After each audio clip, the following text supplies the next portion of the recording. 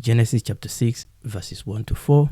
Now it came about when mankind began to multiply on the face of the land, and daughters were born to them. Obviously, we are reading from New American Standard Bible, verse 2, that the sons of God, those are angels, saw that the daughters of mankind, those are women, were beautiful, and they took wives for themselves, whomever they chose.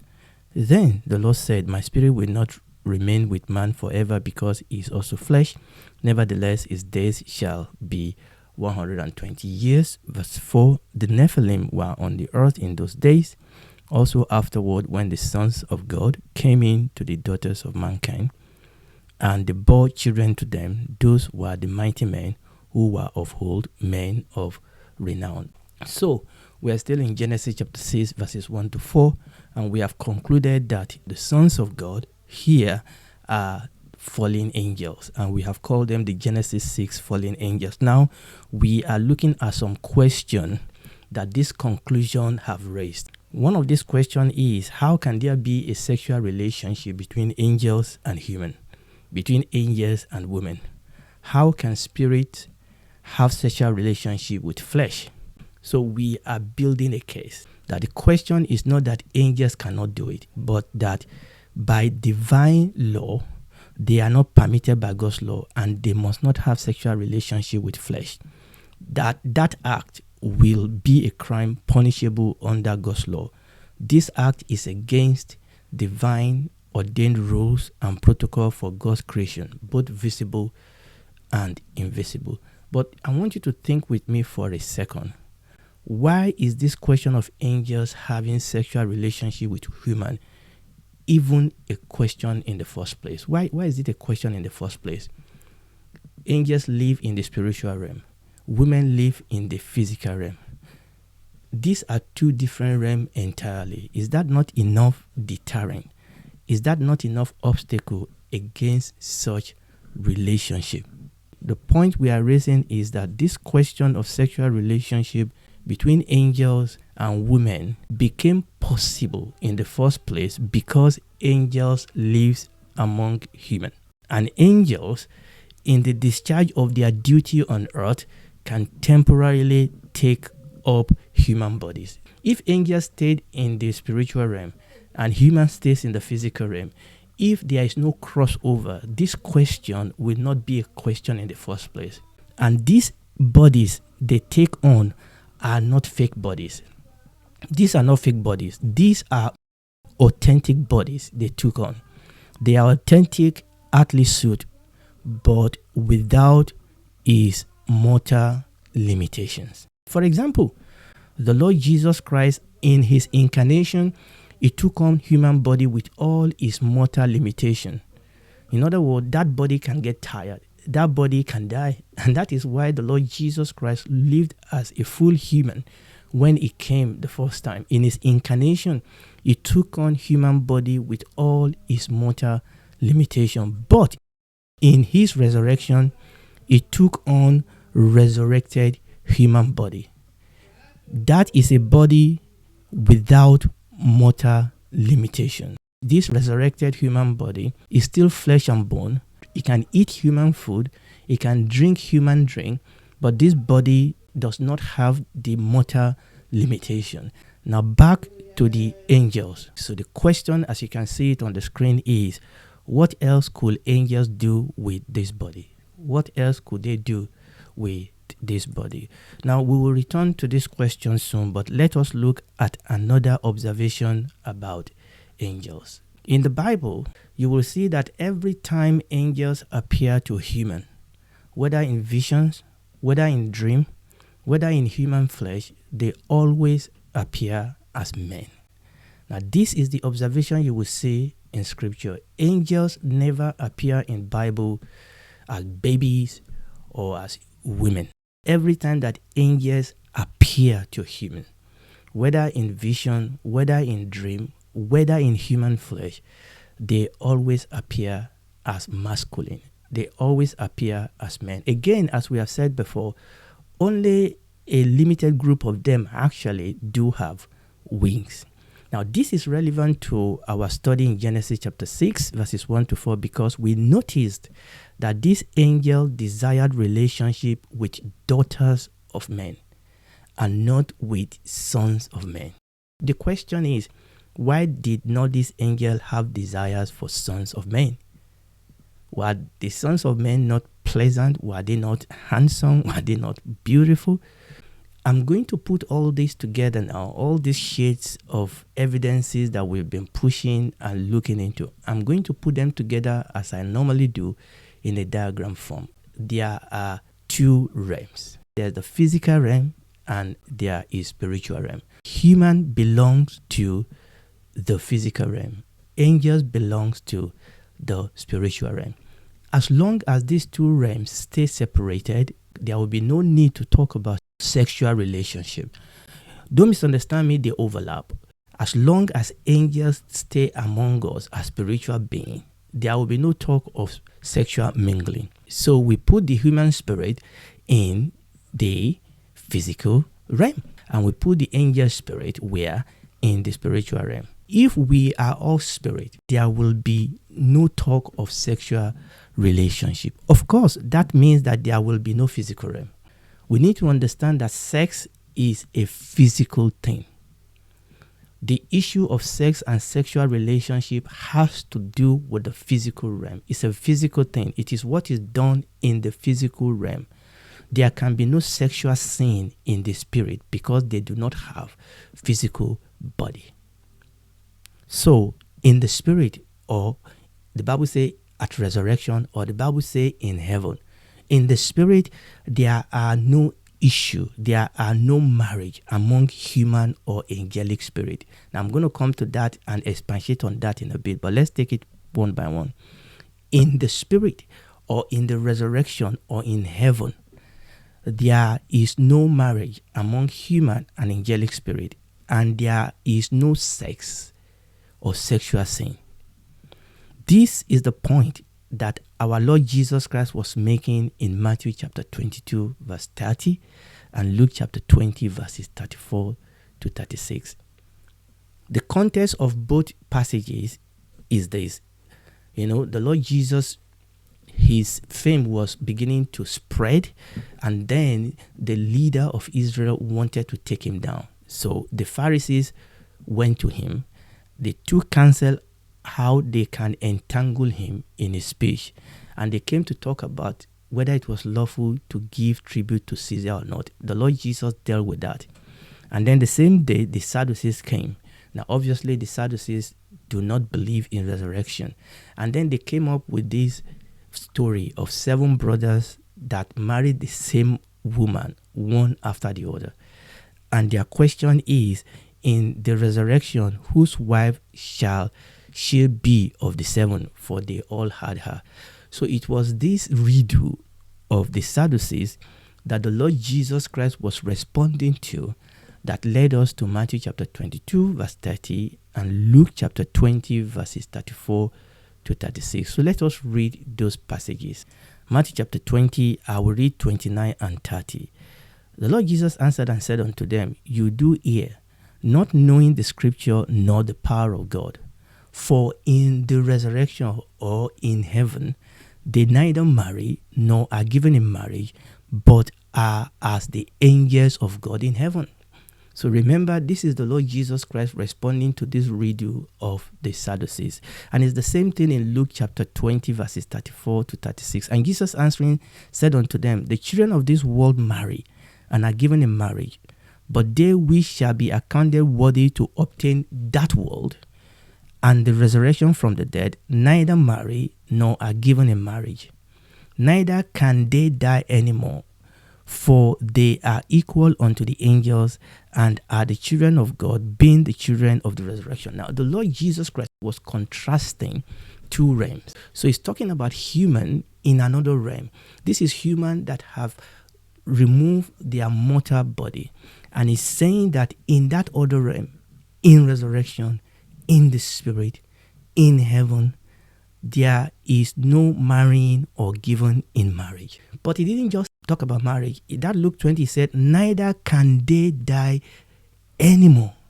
Because they are in another realm. Okay.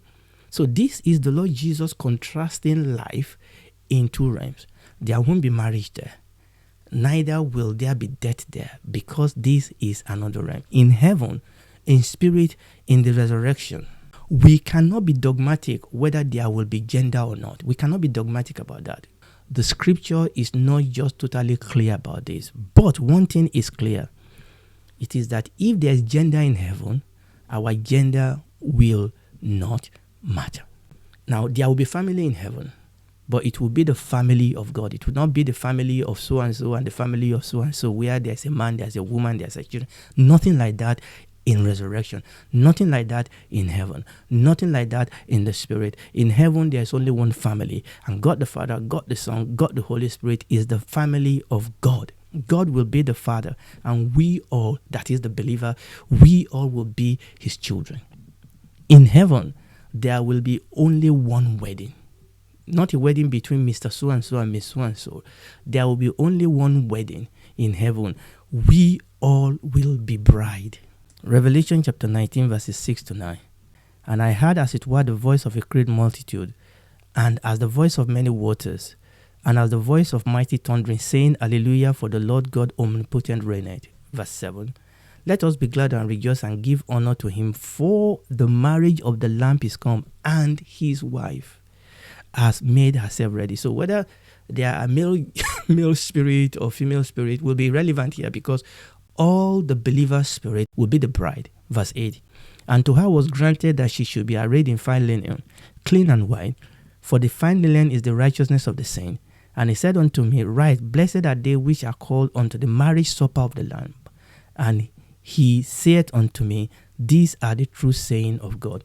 That will be the only marriage in resurrection, in heaven, in the spirit, is the marriage of the Lamb to his bride.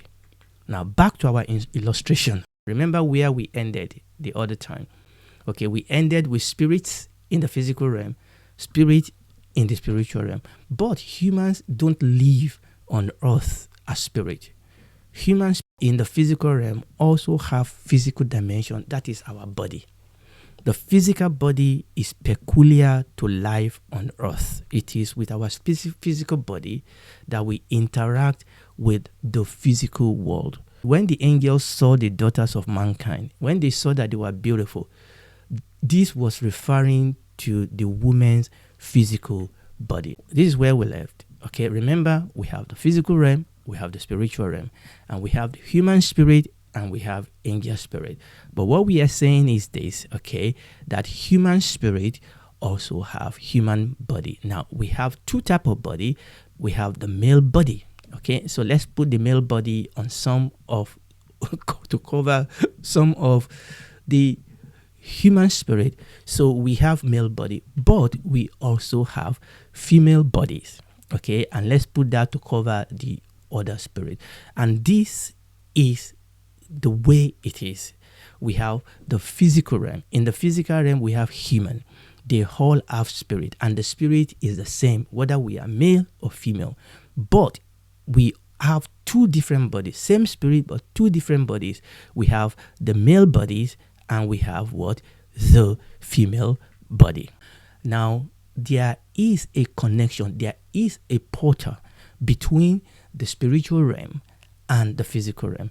Again, remember what I said. Angels live among us as spirit beings. That is normal. But what we are saying is that there are periods when angelic beings from the spiritual realm, we actually come into the physical realm and have physical body like human. So we have this portal that open up between the spiritual realm and the physical realm. So let's put that there. So it looks something like this. So now I've added two other characters onto the physical realm. Now you can notice this character I've added, they have angelic spirit, but they have human body. Okay, these are what I said that happen when angels put on human body. But notice the human body I gave them the male human body, because that is what we see in the scripture. As we have shown, it is clear from scripture that angels have the ability to take on human flesh temporarily. They have that ability, okay, in the discharge of their duty. They have that ability to take on human flesh. And we said this flesh are not fake flesh. They are authentic human flesh. But there are some questions we cannot answer. Okay? There are some questions we just cannot answer. For example, this ability for angels to take on human flesh in the discharge of their duty sometimes, is this ability under their direct control? Can angels take on human flesh at will, but are expected by divine protocol to do so only when duty demands? Can they do that? Scripture do suggest that angels take on-the-spot decision in the discharge of their duty. So when you read the scripture, we can see that there are times when angel takes on-the-spot decision in the discharge of their duty. For example, that angel that struck Zechariah, that's John's father, that struck him deaf and dumb, that angel has to make an on-the-spot decision. So we can see an indication of that in the scripture. Is this the case with respect to decision about taking human body? Genesis chapter 6 verses 1 to 4 tend to suggest that this is so, but we cannot be dogmatic. There could well be other process and protocol at work with respect to angels taking on human body. But the question is this: is this ability for angels to take human flesh, is it under their control? And the answer is we just don't know. If angels has the direct ability to take on human flesh, another question that we cannot answer, did they lose that ability once they fall? Is that the reason why demons now seek to possess human body? Again, we just don't know. Furthermore, the Bible did not tell us how many angels were involved in Genesis 6 rebellion. This rebellion we read when the sons of God saw the daughter of men. The Bible just didn't tell us. Were they many? Were they comparatively few? We just don't know. Even though we cannot answer all our questions, I believe we can at least see how it is possible for angels to take human as wife and have sexual relationship with them. This is as far as we can go. That this is a plausible view. The angelic view is a plausible view. And comparing scripture with scripture and digging and drilling deep into these verses and other verses of the scripture, we see that it is plausible. We see that it is possible for angels to take human as wife and have sexual relationship with them. And I think all the evidences that we've shown actually show us how this can take place. Now, one more thing before we close today. Some commentators have argued that rape or polygamy is implied in this description that we've read in Genesis chapter 6 verses 1 to 4. Because the Bible says that they saw they are beautiful and they took from among the women anyone that they want to marry. And some commentators have read into that there was rape or polygamy. However, this argument cannot be sustained. Scholars tell us that the wordings of Genesis chapter 6 apply to perfectly proper marriages and not rape or adultery. Now, we're going to stop there today, and I will see you next episode by the grace of God. And if you're listening to me, I want you to know that God loves you. If you're not born again, God loves you. Jesus died for you, and you can be saved tonight or whenever you are hearing this. Just talk to God. He's there with you. The Spirit is all around. The spiritual is all around you. Okay, just ask God to save you. Ask Jesus to be your Lord and Savior. Admit that you're a sinner, that you need a Savior. Ask Jesus to save you. He will save you. And something fresh and new will happen inside of you. The Bible says it will take the heart of stone and give you the heart of flesh. It will give you a new spirit. And then you will become a daughter, son of God, member of his family, citizen of his kingdom, and he will walk the rest of your life with you. Obviously, you need to then go to a Bible-believing church and grow in your faith. And when this is all over, because it will be over, you can then spend eternity with him in the new heaven with your resurrected body. Do it right now.